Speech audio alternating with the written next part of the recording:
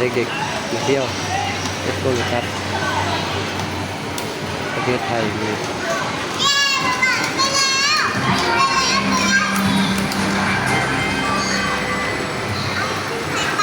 เล่นเกมซิดเด็ดเอาซิดเอาปันแห้งไว้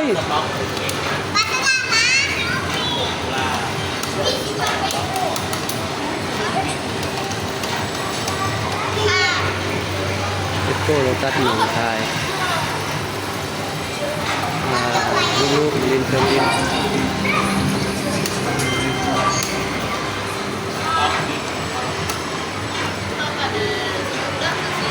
เหมือนเราว่าแคมป์ของลูกนะ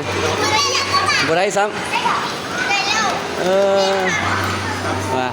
คุณสายลาเมสซี่กับปั้นเด็กของเขากันนี่เอา